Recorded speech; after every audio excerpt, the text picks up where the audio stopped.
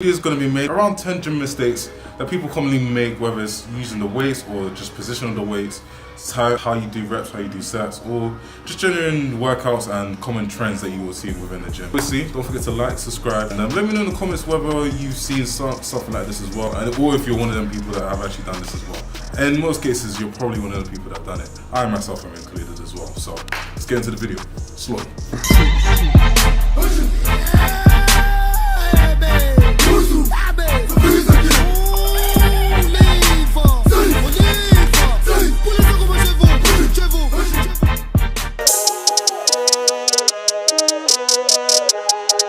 So the first mistake that people generally make when it comes to working out is focusing primarily on the front delts. Now these are front shoulders. Usually this is within almost every chest workout where these delts are going to be, the front delts are going to be worked on most. But what's most ignored is the rear delts and usually the mid delts as well. So that's commonly an issue. People should focus more on that. So when people are focusing on shoulders, let's say if it's a shoulder day, they should focus more on the rear delts more than the front, because usually within the front that will be covered within the chest day or even just an arms one as well, because some arm workouts do require you to have good well-developed front delts over rear delts, which can be commonly ignored. A good time to implement rear delts as well is usually within back workouts. For example, doing shrugs or just doing side lateral raises and stuff like that. They really do help target the rear delts majorly, and that's the first major mistake that people make. Now, as for the second one is using the Bosu balls. Now, Bosu balls is usually used for stability. Commonly with athletes, people that are into sports, but if you're trying to build muscle, it's actually arguably completely useless, as in you don't really need it. The main thing that it does is it makes you focus more on stability than actual power output and expenditure. You can never actually maximize the amount of reps and sets that you can actually do using the Bosu balls, because you have to spend more time and energy focused on stability and making sure that you're balanced. Like, let's say if you were to squat using a Bosu ball, you'd have to focus on stability instead of actual full power if you're on a flat floor. That's one of the major mistakes I've commonly seen, and when I see people doing that and trying to work out, you kind of do look a bit silly. Obviously, if you're an athlete, you're trying to focus more on stability or isolating different types of stability on different legs or different arms, different just whatever you're doing. It's a completely different scenario, completely different metric, and it's justifiable for you to use it. Other than that, I don't see any other benefit. So yeah. Now onto the third benefit.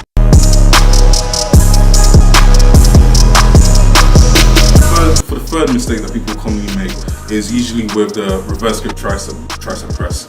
So this is a very big mistake because there's no big difference between the two, and if anything, you just get a weaker grip when you do the reverse grip. Obviously, because the placement of your hands and your thumbs is just in a different position, it's a bit more awkward as well. Some people do prefer it, but it's usually just for show.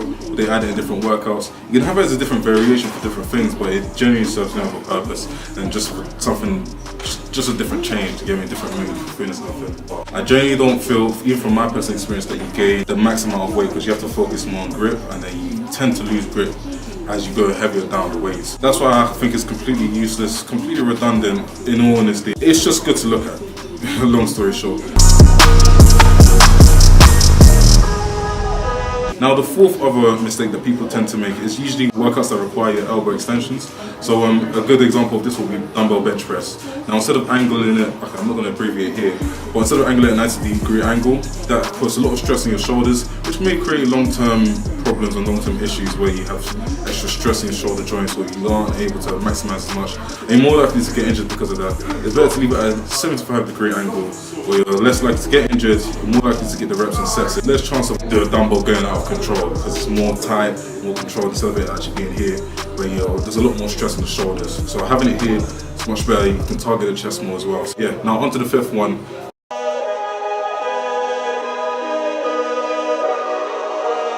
The fifth one, and this might be one of the greatest ones, especially for powerlifters as well, is having an excessive spar, someone that helps you from the beginning of the set to the end of the set when it comes to, like, let's say the major ones like dumbbell bench press, or even just bench press in general, or squats or deadlifts.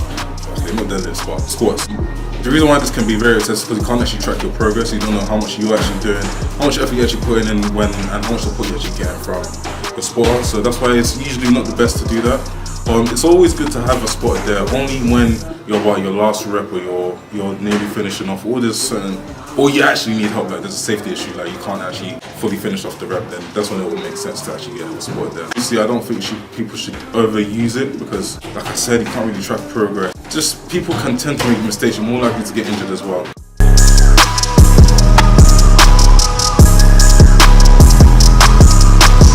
The The sixth issue now that I would see in the gym is people usually using dumbbells in front of the weight rack. Obviously the mirror is there, but you gotta be self-aware about who else is around you. When you're lifting dumbbells in front of the weight rack, no one else can actually intervene and actually collect dumbbells where you are. So it's always best to actually give space, make sure that other people can actually have the opportunity to collect the dumbbells there. Yeah, just be friendly, be kind, and just be a bit more aware about your surroundings. Now, the seventh mistake that people tend to make is usually with overhead pull downs. This is a very good workout in general. Having an overhead is just not really necessary because you're working on the same muscle parts as you would with the normal lat pull down. But you just put your arms in an awkward position. If you don't do it right, you can actually get injured as well. I've been a victim of this myself when I made a mistake in the beginning stages, obviously, where I used to do overhead quite a bit. I used to prefer it just because I thought, because it was more awkward, I'll get more out of it. It was a silly assumption to me, hence why it became an injury. That's why I highly advise people to actually be careful, don't even bother trying to go overhead. It's just a simple mistake not to make.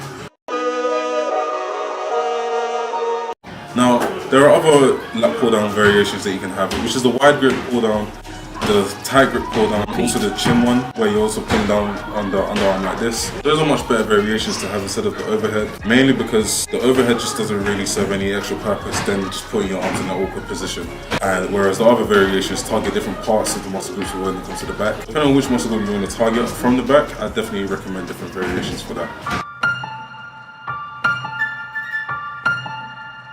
Yeah, another mistake that people tend to make is using plates, using barbell plates for workouts instead of actual dumbbells. Now, this can be good in terms of aesthetics and if you want to just switch up your workouts a bit. For beginners and people that are actually just getting back into the gym or new to the gym, it really is better for you to stick to dumbbells. It doesn't really make sense for you to go to that. Unless you genuinely gotten bored of it or you have nothing else at home to use them. It's very understandable. There's less grip when it comes to the barbells because they weren't built for grip, they were built for them to be able to put on the bars. Just stick to the dumbbells, stick to what you know as well, and you can actually get more workouts with the dumbbells than you can with the straight up plates. Yeah, there's a few workouts that are preferred for barbell, like the flat bench barbell chest press. I would say it's a plate chest press. That one's good because it targets the inner chest, but there's obviously not that many other variations where it can be applied. I'll just say for new beginners, just don't use that, just use dumbbells. Now, as for the ninth one, this is one that I've seen very, very personally, which is ego lifting. Now, ego lifting is something that I think everyone will be a victim of at some point. This is where you're usually not getting the best amount of reps, not getting the best amount of sets within each workout, but you're just making sure you want to lift the weight. It can be done usually within bench press. To be fair, it can be done within any workout.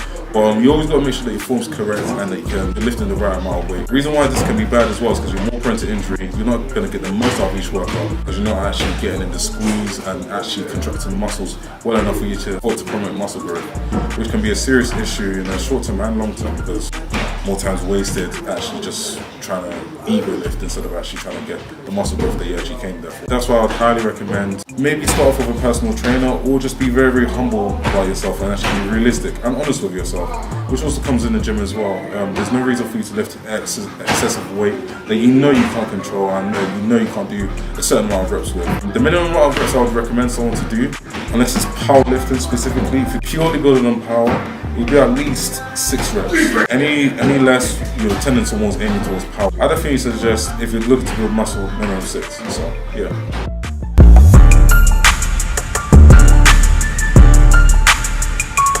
The last and major one, which I've seen quite a few times, but I won't say that often, but I think it's arguably one of the silliest ones I've ever seen. Using the dumbbell press, but having your arm to support it. This is just like, let's say the dumbbell, I'll give you a good example now. Let's say if a dumbbell was here and trying to do the curl like this, there's no reason for why this arm should be supporting you. If this is too heavy, you should just reduce the weight, actually get the reps and sets. It should be a straight curl without any support from the other arm, back straight, form correct, and make sure you squeeze on the top as well. Obviously when it comes to this as well, I've seen it quite often in the gym, and that's also part of ego lifting as well, trying to support your arm. You're not really going to get the best outcome, and you're not really going to be able to tell how much you can actually lift from doing it. Stick to one arm. It's good for isolation. It's good to actually help target the muscle group as well. That's going to be the end of the video. Hope you guys enjoyed it. Stay bolo, stay fresh. Let me know in the comments what you actually thought was probably the most common mistakes that people make, or if you've been a victim of one of those as well. Yeah, stay in bowler. See you soon. The 7th. Everybody is in a red help point. Cancel.